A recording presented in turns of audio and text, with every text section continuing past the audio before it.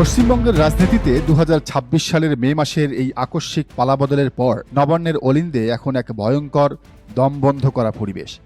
দীর্ঘ দেড় দশকের অদম্য তৃণমূল শাসনের যে অবসান ঘটেছে তা কোনো সাধারণ গণতান্ত্রিক আবর্তনের ফল নয়, বরং এটি হলো দিল্লির মসনদে বসে তৈরি করা এক সুপরিকল্পিত এবং ভয়ঙ্কর ষড়যন্ত্রের চূড়ান্ত বাস্তবায়ন।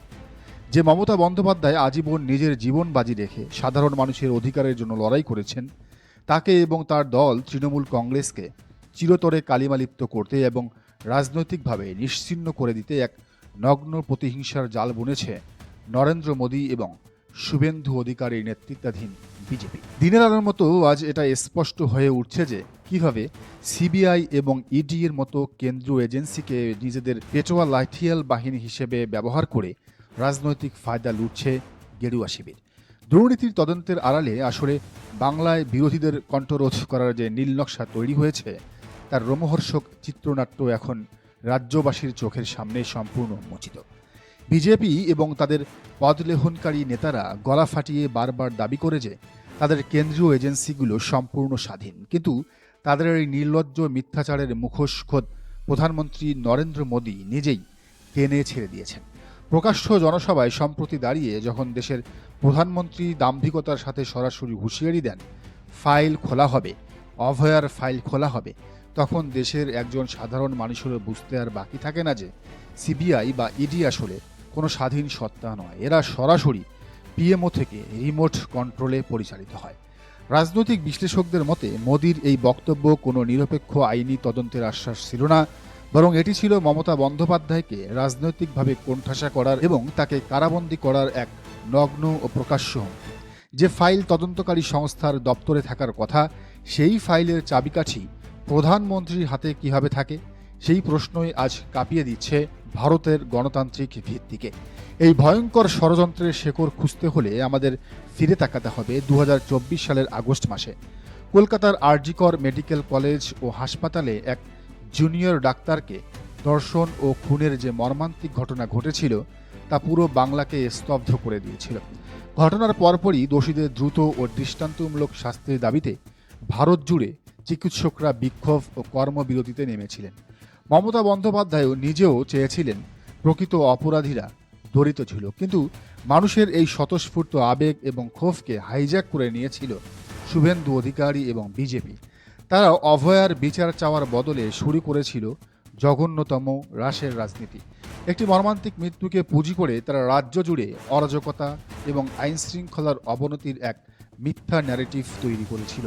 এই রাশকে সিঁড়ি বানিয়ে সাধারণ মানুষের আবেগকে ম্যানিপুলেট করে এবং সিবিআইকে ব্যবহার করে তারা ২০২৬ সালের বিধানসভা নির্বাচন পর্যন্ত এক ভয়ঙ্কর রাজনৈতিক চাপ তৈরি করে রাখে, যার ফলশ্রুতিতে মে ২০২৬-এর নির্বাচনে তৃণমূল কংগ্রেসের পরাজয় ঘটে এবং চক্রান্তের মাধ্যমে ক্ষমতা দখল করে বিজেপি।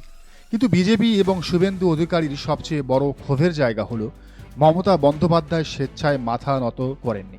পরাজয়ের পরও তিনি এক হার না মানা বাঘিনীর মতো ফুঁসে উঠেছেন। তিনি অত্যন্ত বিস্ফোরক অভিযোগ তুলেছেন যে বিজেপি ইভিএম এবং নির্বাচন কমিশনকে ব্যবহার করে অন্তত ১০০টি আসন চুরি করেছে।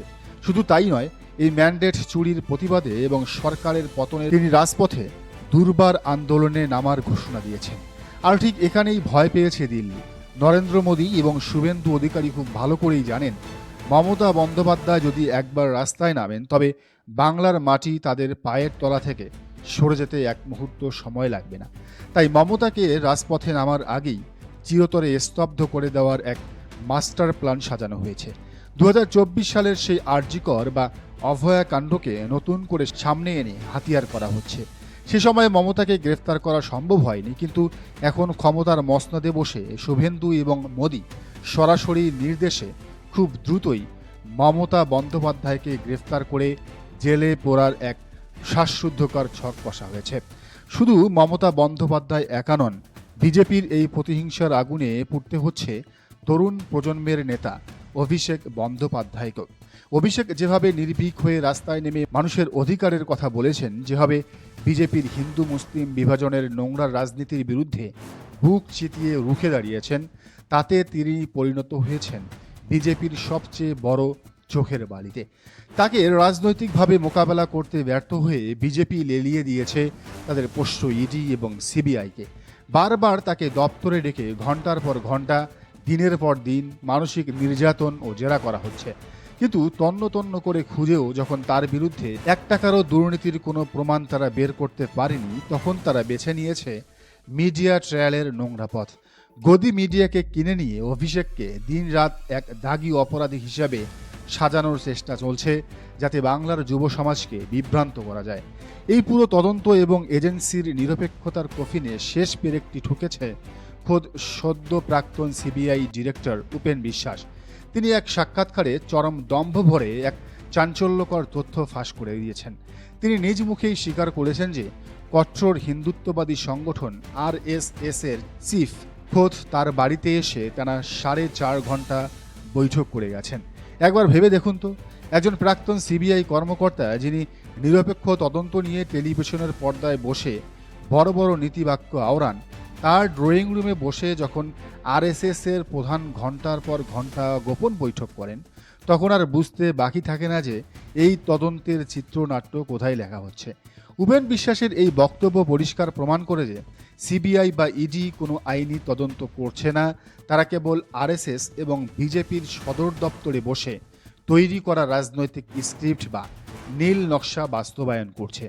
এই পুরো থ্রিলারের সবচেয়ে বড় ভণ্ড এবং খলনায়ক হলেন শুভেন্দু অধিকারী, যিনি আজ দুর্নীতির বিরুদ্ধে বড় বড় কথা বলছেন। সেই শুভেন্দু একসময় তৃণমূল কংগ্রেসের শীর্ষ নেতা ছিলেন, মমতা ব্যানার্জির শিষ্য ছিলেন এবং তার নিজের নাম সারদা নারদ কেলেঙ্কারিতে একেবারে সরাসরি জড়িয়েছিল।